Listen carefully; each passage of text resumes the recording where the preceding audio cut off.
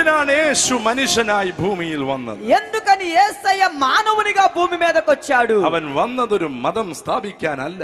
ఆయన వచ్చింది ఒక మతాన్ని స్థాపించడం కాదు. അവൻ വന്നത് ക്രിസ്ത്യാനിക്ക് വേണ്ടിയല്ല. ఆయన వచ్చింది క్రైస్తవుల కొరకు కాదు. അവൻ വന്നത് ఆయన వచ్చింది മാനവരാശിയുടെ വിടുതലിന് വേണ്ടിയാണ്. మానవ పాపమంతటిని కడిగి విడుదల చేయడానికి వచ్చాడు. ഇന്ന് രാത്രിയിലും ఈ రోజు రాత్రి ആ നാമത്തെ ആര് വിളിക്കുമോ ఆ నామమును ఎవరెవరైతే పిలుస్తారో അവന്റെ ജീവിതം മാറി മറിയും. వారి యొక్క జీవితం మారిపోవటం അവന്റെ జరుగుతుంది. കുടുംബം മാറും. అతని యొక్క కుటుంబం మారుతుంది. വർഷങ്ങൾക്ക് പുറകിൽ సంవత్సరాల క్రితము ഫോർഡ് എന്ന് പറയുന്ന കമ്പനി ఫోర్డ్ అనేటువంటి ఒక కంపెనీ ഒരു വലിയ വാഹനത്തിന്റെ കമ്പനിയാണ്. ఒక పెద్ద వాహనాల యొక్క కంపెనీ అయి ఉన్నది. അവരൊരു കാറ് പുറത്തിറക്കി. వారు ఒక కారుని బయటికి రిలీజ్ చేశారు. ഒരു ചെറുപ്പക്കാരന് ആ കാറ് ഭയങ്കര ഇഷ്ടപ്പെട്ടു. ఒక యవ్వనుడికి ఆ కారు చాలా ఇష్టమైంది. അവൻ അതുമായി വലിയ എക്സ്പീരിയൻസ് ഇല്ല എങ്കിലും പൈസ കൊടുത്ത് അത് വാങ്ങിച്ചു. అతడికి ఎక్కువ ఎక్స్పీరియన్స్ లేకపోయినప్పటికీ కూడా డబ్బులు ఇచ్చి ఆ కారును కొనుక్కున్నాడు. അവൻ ആ വാഹനത്തിൽ രാത്രിയിൽ യാത്ര ചെയ്യുമ്പോൾ అతడు ఆ యొక్క కారులో రాత్రి ప్రయాణం చేస్తున్నప్పుడు പെട്ടെന്ന് വാഹനം ഓഫായി. వెంటనే ఆ యొక్క కారు ఆగిపోయింది. ആ സ്ഥലത്തെങ്ങും ആളില്ല. ఆ యొక్క ప్రదేశంలో ఎవ్వరూ లేరు. ప్రజలు തന്നെ സഹായിപ്പാൻ ആരുമില്ല. తనకు సహాయము చేయటానికి ఎవరూ లేరు. അവൻ ആ വാഹനത്തിൽ നിന്ന് ഇറങ്ങി. అతడు ఆ వాహనం నుండి బయటికి వచ్చాడు. മുമ്പിലും പുറകിലും എല്ലാം ചെക്ക് ചെയ്തു. ముందు వెనక అంతా చెక్ చేసేసాడు. വാഹനത്തിന്റെ ബോണറ്റ് പൊക്കി അതിന്റെ വയറുകളെല്ലാം തിരിച്ചും മറിച്ചും നോക്കി. ఆ యొక్క వాహనం అనుకున్నటువంటి బానెట్టిని పైకి లేపి ఆ వైర్లు ఇటు అటు ఇటు అటు కలిపి చూశాడు. കീ ഊരി ഇട്ടു വീണ്ടും ഓണാക്കി ഓഫാക്കി വണ്ടി സ്റ്റാർട്ട് ആവുന്നില്ല. ఆ తాళం తీసుకొని పెట్టి స్టార్ట్ చేసి తీసి మరలా పెట్టి అటు ఇటు తిప్పి చేశాడు కానీ ఆన్ అవ్వలేదు. പെട്ടെന്ന് എന്ത് ചെയ്യണമെന്നറിയാതെ താൻ ആ റോഡിൽ നിൽക്കുകയാണ്. వెంటనే ఏం చెయ్యాలో అర్థం కాక అలా రోడ్డులో నిలుచుండిపోయాడు. താൻ നോക്കുമ്പോൾ ആരുമില്ല. తను చూస్తుండగా ఎవరూ లేరు. തനിക്കെതിരെ ഒരു വാഹനം വരുന്നു. తనకు ఎదురుగా మరొక వాహనం వస్తుంది. കൈ കാണിച്ചു. చెయ్యి చూపించాడు. അതിനകത്തുനിന്നൊരു പ്രായമുള്ള ആള് തല ഉയർത്തി നോക്കി.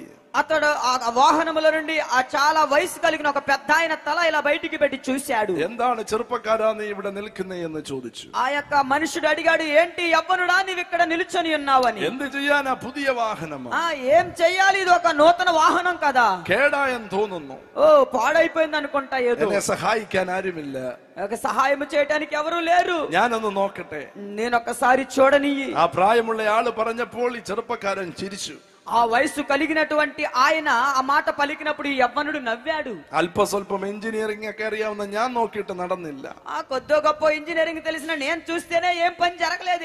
ഇച്ചിരൊക്കെ ടെക്നോളജി അറിയാവുന്ന ഞാൻ നോക്കിയിട്ട് നടന്നില്ല. നീ പ്രായമുള്ള ആളെന്തോ കാണിക്കാൻ. కొంచెం టెక్నాలజీ తెలిసినటువంటి నేను చూస్తేనే ఏం పని కాలేదు. ఇలా ముసలివాడు నువ్వు చూస్తే ఏమైంది అనుకున్నాడు. എന്തായാലും വന്ന് നോക്കാൻ പറഞ്ഞു.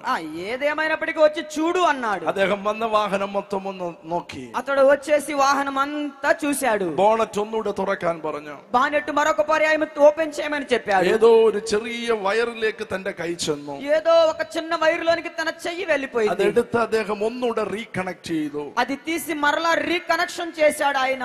അദ്ദേഹം പറഞ്ഞു പോയി സ്റ്റാർട്ട് ചെയ്തോളാം പറഞ്ഞു. అతడు చెప్పినటువంటి మాట ఏమిటంటే ఇప్పుడు వాహనంలోనికి వెళ్ళి స్టార్ట్ చేయమని. ചെറുപ്പക്കാരന് ദേഷ്യം വന്നു. ఈ యవ్వనుడికి కోపం వచ్చేసింది. എന്നാലും പോയി സ്റ്റാർട്ട് ചെയ്തു. అయినప్పటికీ వెళ్ళి ఆ బండిని స్టార్ట్ చేశాడు కారుని.